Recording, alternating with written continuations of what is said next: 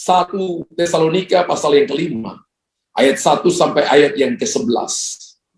1 Tesalonika pasal yang kelima, ayat 1 sampai ayat 11.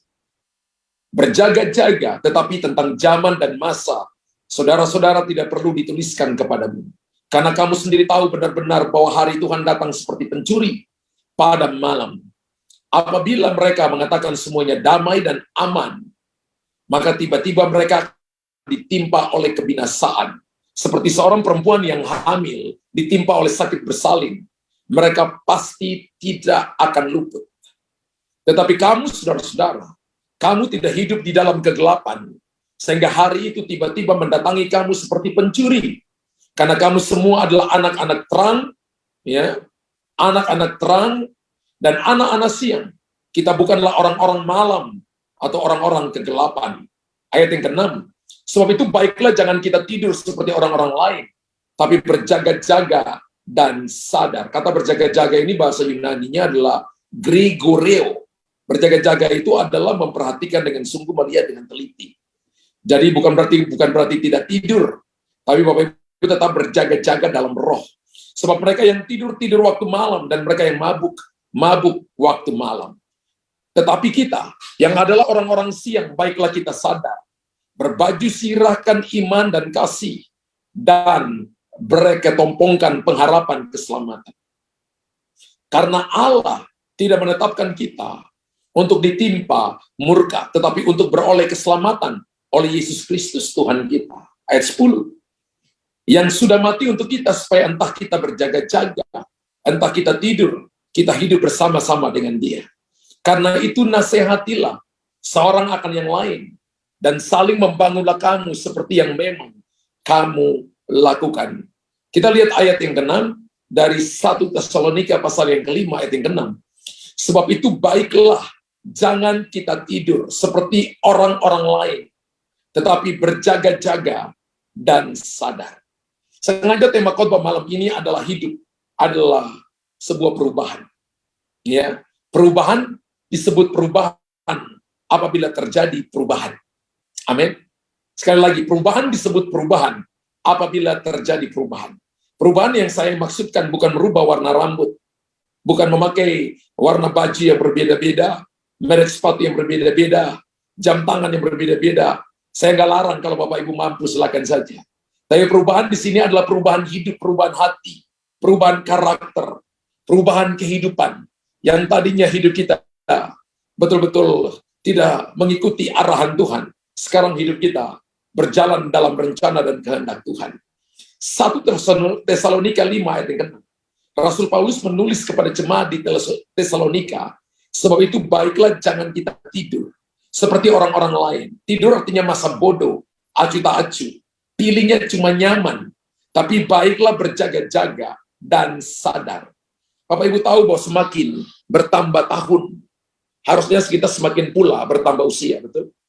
Ketika Bapak Ibu dan saya ulang tahun hari ini, maka Bapak Ibu sebenarnya umur hidup kita tambah berkurang. Umur bertambah, umur hidup tambah berkurang. Semakin bertambah tahun, semakin bertambah pula usia kita. Untuk jadi tua, itu pasti. Tapi jadi dewasa, itu adalah sebuah keputusan yang harus kita ambil. Semakin bertambah tahun, berarti semakin dekat pula pada hari kedatangan Tuhan Yesus pada kali yang kedua. Nah, saya percaya bahwa dalam menghadapi tahun demi tahun, terutama tahun ini, tidak ada kata lain selain kita harus memiliki semangat baru. Amin. Bapak Ibu tulis, menjalani tahun ini, maka saya harus memiliki semangat baru. Bukan cuma semangat baru, tapi kita juga harus memiliki tekad baru. Bukan cuma tekad baru, tapi kita harus juga memiliki komitmen baru. Dan kita memiliki semangat baru, tekad baru, komitmen baru, tujuannya agar kehidupan kita jauh lebih baik dari hari-hari kemarin, dari tahun sebelumnya. Saya percaya bahwa tidak ada satupun daripada kita yang hadir di malam ini, bahkan yang akan dengar dalam siaran tunda, yang inginnya kehidupannya tetap seperti itu.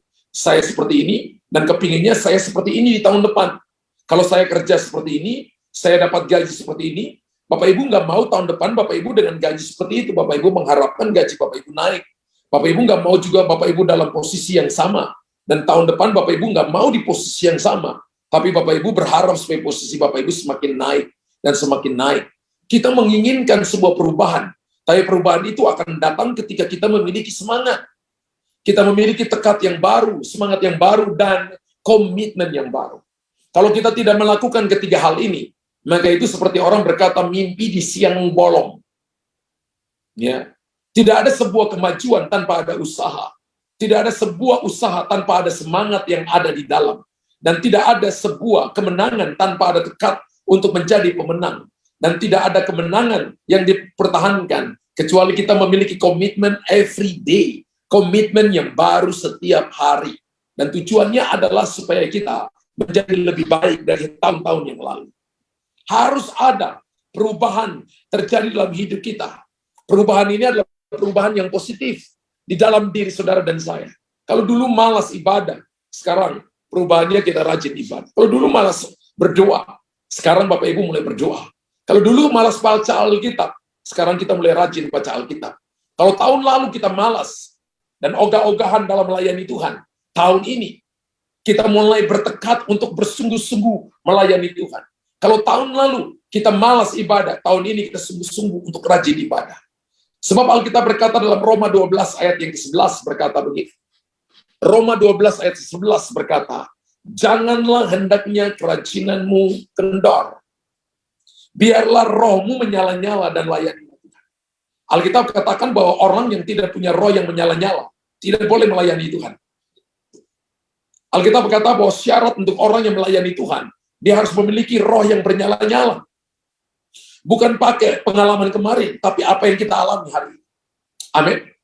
Bukan pakai pengalaman tahun lalu, tapi apa yang Tuhan lakukan kepada kita di menit ini. Jangan hendaknya kerajinanmu kendor. Untuk Tuhan itu tidak boleh kerajinan kita kendor. Melayani Tuhan tidak boleh kerajinan kendor.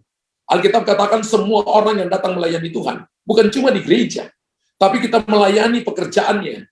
Kita melayani di dunia bisnis. Kita tidak boleh bermalas-malasan. Apalagi kita datang melayani pekerjaan Tuhan. Biarlah rohmu menyala-nyala dan layanilah Tuhan. Amin.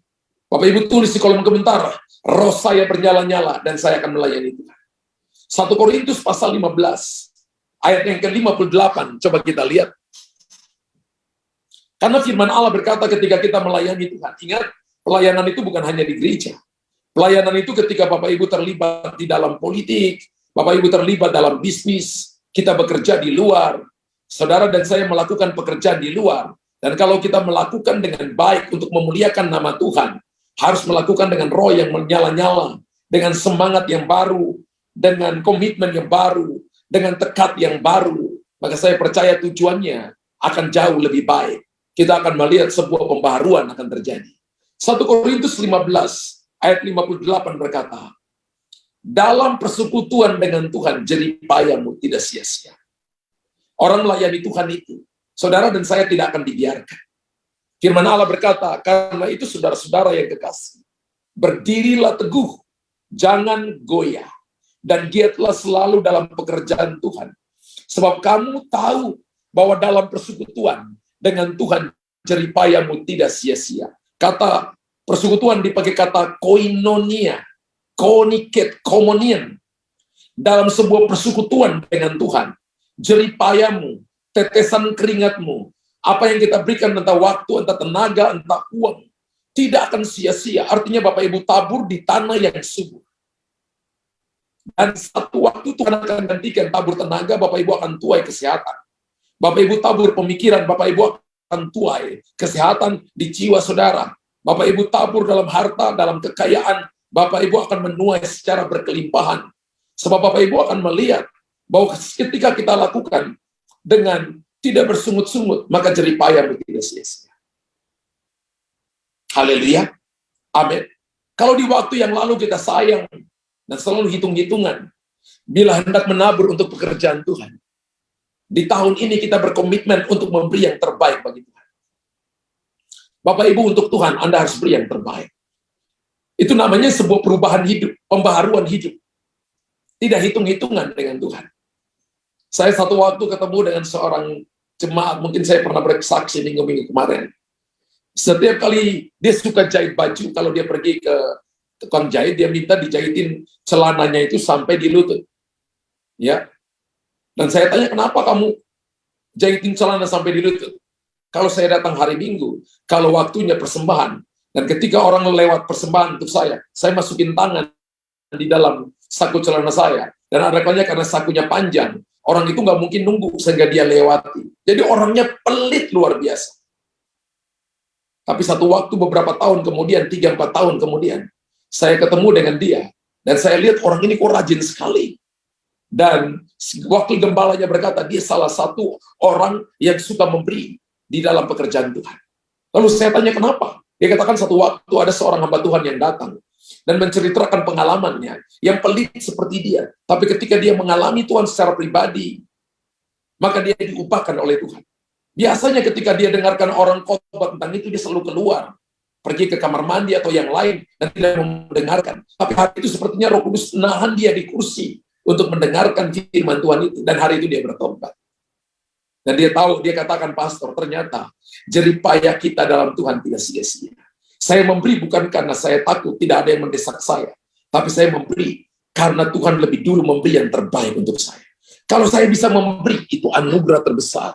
Kalau saya bisa menabur dalam hal uang karena Tuhan berkati saya, anugerah. Ada teman saya yang bisa menabur dalam tenaga, dalam pemikiran, dan Tuhan berikan kepada mereka kesehatan. Saya punya bagian, mereka punya bagian masing-masing. Dan jeripaya kita dalam Tuhan tidak sia-sia.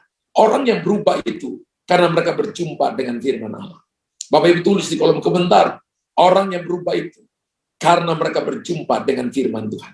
Amsal 3 ayat 9 dan 10 berkata, muliakanlah Tuhan dengan hartamu, dengan hasil pertama dari segala penghasilanmu. Maka lumbung-lumbungmu akan diisi penuh sampai melimpah-limpah. Dan bejana pemerahanmu akan meluap dengan air buah anggurnya. Alkitab katakan muliakan Tuhan dengan hartamu. Apa harta yang saudara punya hari ini? Mungkin Bapak Ibu nggak punya uang banyak, tapi harta saudara mungkin itu tenaga, mungkin itu kepintaran saudara, mungkin itu pengalaman saudara. Saudara dan saya muliakan Tuhan dengan itu. Kalau Tuhan berkati Anda dari sisi misalnya keuangan, muliakan Tuhan dengan itu. Dan Alkitab katakan begini, lumbung-lumbungmu akan diisi penuh sampai melimpah-limpah. Bukan cuma diberkati, tapi Anda akan mengalami more than enough, melimpah ruah, mengalami yang namanya abundantly, bukan cuma penuh seperti air penuh di gelas aqua ini, tapi tumpah, merumpah, tumpah meluap dengan air bunga anggurnya. Saya percaya bahwa kalau kita bicara hidup mengikuti Tuhan, hidup mengikuti Tuhan itu adalah hidup adalah sebuah perubahan. Bapak Ibu tulis di kolom komentar, mengikuti Tuhan berarti hidup saya adalah sebuah perubahan. Kalau kemarin saya pelit, hari ini saya murah hati. Kalau kemarin saya pemarah, berarti hari ini saya orang sabar. Kalau hari kemarin saya malas, berarti hari ini saya adalah orang yang rajin. Kalau kemarin saya orang yang tidak setia, tapi hari ini saya orang yang setia. Kalau kemarin saya orang yang sombong, tapi hari ini saya orang yang rendah hati di hadapan Tuhan. Kalau dahulu kita melakukan banyak kesalahan, seharusnya tahun ini kita belajar untuk tidak mengulangi kesalahan tersebut. Kalau dahulu mudah sekali melihat kekurangan orang lain dan suka menghakimi orang lain, tahun ini kita belajar untuk selalu mengoreksi diri kita dan kita tidak mudah untuk membicarakan kelemahan orang lain. Galatia 6 ayat 4 berkata begini, baiklah tiap-tiap orang menguji pekerjaannya sendiri, maka ia boleh bermegah melihat keadaannya sendiri dan bukan melihat keadaan orang lain. Beberapa orang suka nyerang orang lain. Beberapa orang memakai mimbar untuk menyerang orang lain. Tapi Alkitab katakan siapa kita sehingga kita menyerang hamba orang lain. Hamba orang lain, Yesus berkata, siapakah kamu sehingga kamu menyerang hamba orang lain. Alkitab katakan bahwa kita tidak dipanggil untuk menguji orang lain. Kita dipanggil untuk menguji pekerjaan kita sendiri. Supaya ia beroleh kemegahan melihat keadaannya sendiri dan bukan melihat keadaan orang lain. Amin. Jadi kalau Anda lihat bahwa keadaan di luar sepertinya tidak mendukung saudara, jangan salahkan keadaan. Jangan salahkan situasi. Siapa tahu itu adalah cara Tuhan mengizinkan itu untuk membawa perubahan dalam hidup kita. Amin. Ketika Anda lihat keadaan buat Anda marah, siapa tahu itu cara untuk Anda, Tuhan mau supaya kita jadi sabar. Ketika Anda lihat pintu tertutup, siapa tahu itu adalah cara Untuk Tuhan melatih kita untuk melihat jalan keluar dan terobosan besar. Karena adalah mustahil kita berubah jika tidak ada kemauan untuk berubah. Dan tidak mau membayar harga. Sekali lagi, adalah mustahil untuk kita berubah jika tidak ada kemauan untuk berubah. Kalau Anda lihat seseorang disuruh belajar, dan orang itu tidak punya kemauan untuk belajar, maka Bapak Ibu tidak akan melihat suatu keberhasilan yang pasti. Orang itu tidak mau bayar harganya. Ketika Anda ingin melihat seseorang maju dalam pelayanannya, tapi orang itu tidak punya kemauan untuk berubah dan untuk ada sebuah kemajuan, karena tidak membayar harganya, maka Anda nggak akan lihat kemauan. Tidak akan melihat kemuliaan Tuhan dinyatakan. Pelayanan tanpa sacrifice, maka Anda tidak akan pernah melihat kemuliaan Allah. Bapak Ibu tulis di kolom komentar, pelayanan tanpa ada korban, tanpa membayar harga, maka kita tidak akan melihat kemuliaan Allah. Karena itu, kemauan untuk berubah harus saudara dan saya untuk kita berubah.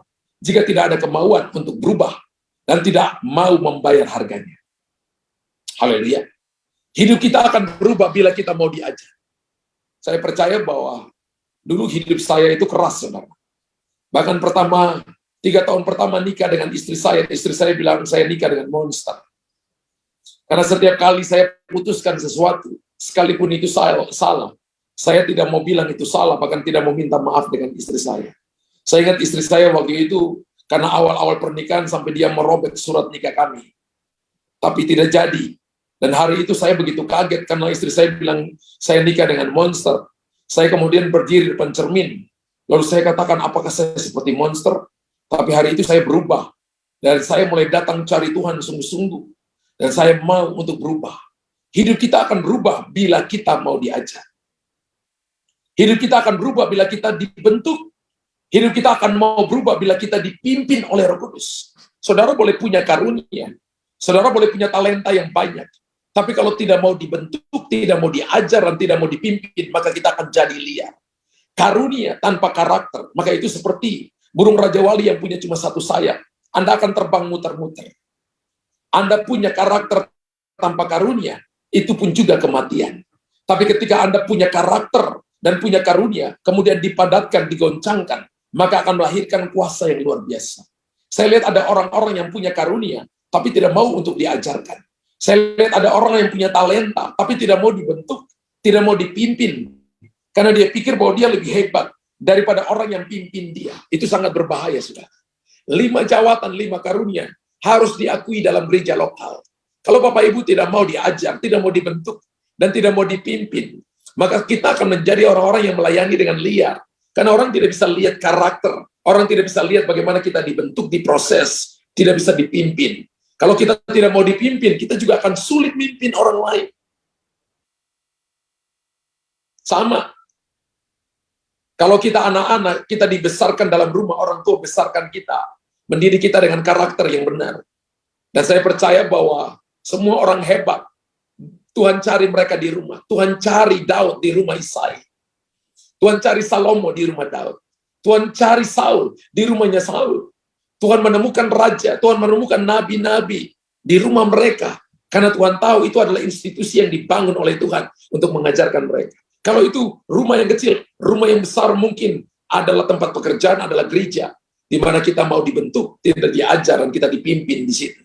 Saat kita dipimpinnya, saya percaya kita akan dimampukan untuk tidak lagi hidup dalam kedagingan. Haleluya. Saya percaya ketika kita dipimpin oleh Tuhan, kita tidak hidup lagi dalam kedagingan, tapi kita hidup di dalam roh. Efesus 5 ayat 18 berkata begini, dan janganlah kamu mabuk oleh anggur, karena anggur menimbulkan hawa nafsu. Tapi hendaklah kamu penuh dengan roh. Alkitab ajarkan, Rasul Paulus menulis kepada jemaat di Efesus, mereka tidak boleh hidup menurut hawa nafsu, tapi mereka harus hidup dan harus penuh dengan roh. Penuh dengan Roh Kudus, penuh dengan karunia-karunia, penuh dengan belas kasihan, penuh dengan 9 buah roh itu, dan mereka akan jadi berkat bagi banyak orang. Hidup yang diubahkan adalah hidup yang akan jauh lebih baik, yang akan dipimpin. Hidup yang diubahkan adalah hidup yang dipimpin oleh Roh Kudus. Bukan cuma sekali-sekali, tapi hidup yang dipimpin setiap hari oleh Roh Kudus. Kalau Bapak Ibu mau hidup saudara diubahkan, Maka izinkan Roh Kudus memimpin saudara. Penuh dengan Roh Kudus. Keadaan kita yang dulunya buruk akan menjadi baik. Keadaan kita yang dulunya dalam kegelapan akan berjalan dalam terang. Keadaan kita yang dulunya hidup dalam keadaan Bapak Ibu linglung, tidak tahu jalan, maka Bapak Ibu akan dituntun ke pelabuhan kesukaan dan akan melihat masa depan yang sungguh ada dan harapan tidak akan pernah hilang. Tuhan memberkati Bapak Ibu, diberkati Tuhan malam ini, yang diberkati Tuhan malam ini, tulis di kolom komentar, saya sungguh amat diberkati Tuhan malam ini. Bapak di sorga malam ini, hamba sudah berdoa bahwa hidup adalah sebuah perubahan. Hidup kami berubah bukan karena apa yang kami punya, yang diberikan oleh dunia ini. Bukan karena harta, bukan karena kedudukan, bukan karena emas dan perak. Hidup yang Tuhan mau adalah hidup yang dipenuhi oleh Roh Kudus. Hidup yang dipimpin oleh Roh. Sehingga kami menjadi berkat bagi banyak orang. Berdoa malam hari ini, seberapa kami yang hadir malam ini, kami datang dan mengalami Tuhan secara pribadi. Kami datang dan kami berjumpa dengan firman, dan telah diubahkan oleh Tuhan. Kami mengalami change your mind, change your heart. Kami mengalami perjumpaan ilahi dengan Tuhan. Kalau malam ini, Bapak Ibu baru pertama kali hadir, mungkin Anda Kristen, tapi Anda belum pernah menerima Dia, mengakui Dia secara pribadi dalam hidupmu. Angkat tangan saudara. Raise hand tangan saudara. Angkat tangan saudara. Angkat tangan saudara. Anda mungkin jadi orang Kristen, tapi belum pernah mengakui Yesus sebagai Tuhan dan Juru Selamat dalam hidupmu. Menurut Roma pasal 10 ayat 9 dan 10, mari raise hand, tekan di depan gadget saudara, di handphone saudara, di laptop saudara, tekan di situ. Dan angkat tangan kananmu. Angkat tangan kanan. Saya lihat ada tangan-tangan yang terangkat. Ada 2 orang yang sudah angkat tangan. Kalau ada lagi, tolong angkat tangan saudara. Ada angkat tangan. Berapapun Anda yang angkat tangan malam ini, Tuhan sangat menghargai karena 1 orang diselamatkan. Seisi sorga bersukacita. Angkat tangan kananmu. Berapa banyak Anda yang belum pernah mengakui Dia sebagai Tuhan dan Juru Selamat? Bapak Ibu jangan cuma angkat tangan, tapi Bapak Ibu tekan di situ. Ada raise hand, ada angkat tangan itu, Bapak Ibu tekan di situ. Dan Bapak Ibu yang angkat tangan, mari doa ikut saya.